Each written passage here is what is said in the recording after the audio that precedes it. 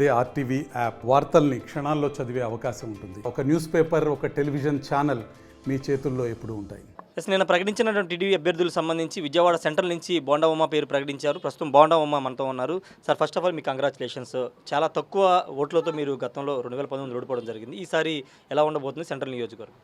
ఈసారి రాష్ట్రం మొత్తం కూడా జనసేన తెలుగుదేశం పార్టీ గెలవబోతూ ఉంది.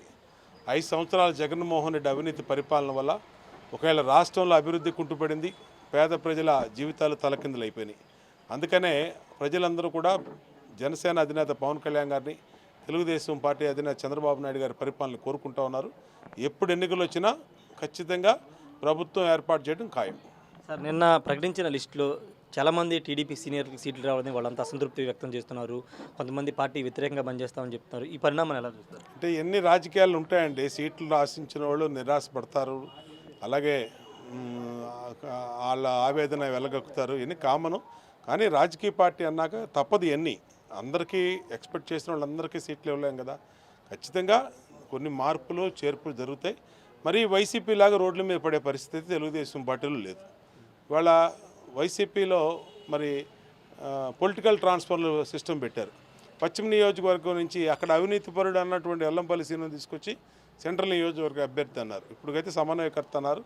రేపు అభివృద్ధి అంటాడేమో. ఇప్పటికే అతను ముస్లిం శ్మశానాన్ని వాళ్ళు కబ్జా చేయబోయాడు, అడ్డుకున్నాం.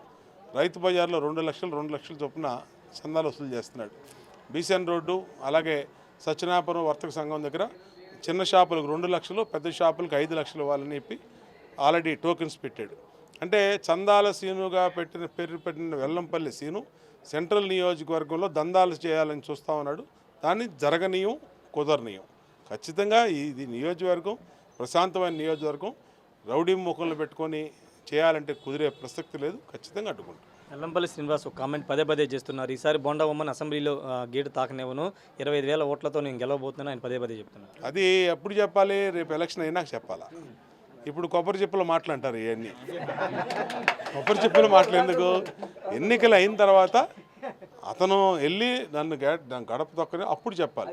ఈ కొబ్బరి చెప్పుల మాటలు దేనికి? కాబట్టి దేనికి పనికిరావు. ఈ నవ్వుకోవడానికి తప్ప దేనికి పనికిరావు. ఇతని పేరే comedy Seenu, comedy actor, Chandala Seenu. 4 అడుగులు ఉంటాడు. మరి అంతులేని మాటలు మాట్లాడుతూ ఉంటాడు. అమెరికా అధ్యక్షుని కూడా విమర్శించే పరిస్థితి ఉంటుంది ఇతనికి. అలాంటి వాడు వీడు. కాబట్టి మాటలు పట్టించుకోండి. ఇది కామెడీ పీస్. సార్, అంటే కాపులకి అంటే జనసేన పార్టీ కేటాయించిన సీట్ల పైన కూడా కొంత కాపు నేతలు, కొంత ముద్రగడ హరిరామ జోగి లాంటి వారు లేఖలు రాశారు. కనీసం 40-50 సీట్లు ఇస్తే గౌరవంగా ఉండేది, కాపులంతా మీ వెంట నడిచేవాళ్ళని చెప్తున్నారు. మీరు కూడా అదే సామాజిక వర్గానికి సంబంధించిన నేత, ఎలా చూస్తారు? ఇది జనసేన అంతర్గత వ్యవహారం అండి. పవన్ కళ్యాణ్ గారు ఒక పార్టీ అధ్యక్షుడు. ఆయన 12 సంవత్సరాలు 13 సంవత్సరాలు ఇది పార్టీ పెట్టి ఆయనకు తెలుసు అన్నీ ఎలా తీసుకోవాలో, ఎలా చేసుకోవాలో, ఎన్ని సీట్లు తీసుకోవాలో. హరిరామ జోగి గారు కూడా జనసేన పార్టీ నాయకుడు. చెప్పాలంటే ఆ మాట డైరెక్ట్గా పవన్ కళ్యాణ్ గారి దగ్గరికి వెళ్ళి ఆయన చెప్పి చేసుకోవచ్చు. అంతేగాని మీడియా ముందు మాట్లాడటం, మీడియాకి ఎక్కడం అనేది నా ఉద్దేశం అయితే సమంజసం కాదు. అది జనసేన అంతర్గత వ్యవహారం అయినా వాళ్ళు తెలుసుకోవాలి తప్పితే మాకైతే సంబంధం లేదు. సరే, అంటే ముఖ్యమంత్రి పదవి అంటూ ఆర్భాటాలు పోయారు, 24 సీట్లకి పరిమితం అయ్యారంటూ నిన్న సజ్జలు కానీ, అంబటి రాంబాబు కానీ వీళ్ళంతా పవన్ కళ్యాణ్ టార్గెట్ చేసి మాట్లాడుతున్నారు. 24 సీట్ల కోసం పొత్తు తాకట్టు పెట్టామని విమర్శలు చేస్తున్నారు. వీళ్ళు జగన్మోహన్ రెడ్డి పెంపుడు కుక్కలు. సజ్జల రామకృష్ణారెడ్డి, అంబటి రాంబాబు వీళ్ళందరూ కూడా వాళ్ళ పెంపుడు కుక్కలు. వాళ్ళు ఏం మొరగమంటే మొరుగుతూ ఉంటాయి. ఇవాళ మేము రాజకీయాల్లో ఎవరితో పొత్తు పెట్టుకుంటే వీడికి ఎందుకండి? వైసీపీకి ఎందుకంటున్నా?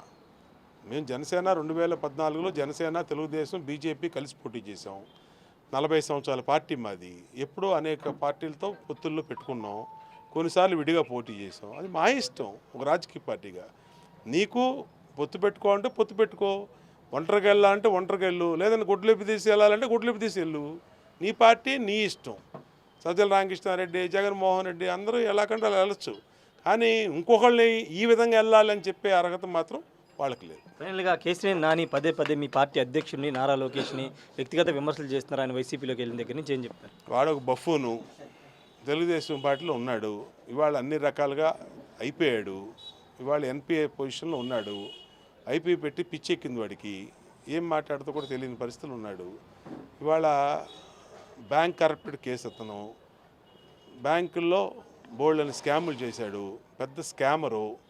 అనేక జిఎస్టీ కేసులు ఉన్నాయి అతని మీద, అనేక రకాలుగా బ్యాంకు నోటీసులు ఇచ్చి ఉన్నాయి.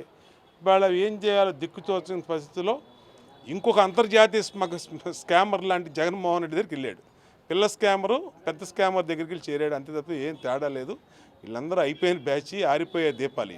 Okay, thank you sir. మొత్తంగా ఇది ఒకటే చెప్తున్నారు, కేసీఆర్ నాని వీళ్ళంతా కూడా ఆరిపోయే దీపాలు అని చెప్తున్నారు. పొత్తుకు సంబంధించి మేము ఏ పార్టీతో పొత్తు పెట్టుకుంటే వైసీపీ వాళ్ళకి ఎందుకంటూ ప్రశ్నిస్తున్నారు. కాపు నేతలు ఇలా బహిరంగంగా విమర్శలు చేయడం తగదని బోండా ఉమ్మ సూచన చేస్తున్నారు. హరిరామజోగి లాంటి నేతలు పవన్ కళ్యాణ్ వ్యక్తిగతంగా కలిసి మాట్లాడితే బాగుంటుంది, బహిరంగ విమర్శలు బహిరంగ లేఖలు రాయడం ద్వారా పార్టీ డ్యామేజ్ అవుతుందని చెప్పారు. పొత్తులో భాగంగానే అంటే పవన్ కళ్యాణ్కి ఎన్ని సీట్లు తీసుకోవాలో, పవన్ కళ్యాణ్ ఎన్ని స్థానాలు పోటీ చేయాలని క్లారిటీ ఉంది. మధ్యలో వైసీపీ వాళ్ళు కావాలని మాట్లాడుతున్నారంటూ బోండా ఉమ్మ మాట్లాడుతున్నారు. 2024 ఎన్నికల్లో సెంట్రల్ నియోజకవర్గం తాను గెలవబోతున్నాను, వెల్లంపల్లి శ్రీనివాసు ఎన్ని మాటలు చెప్పినా తానే 2024లో గెలవబోతున్నానని బోండా ఉమ్మ చెప్తున్నారు. కెమెరా పర్సన్ నానితో రాజేష్, RTV, విజయవాడ నుండి.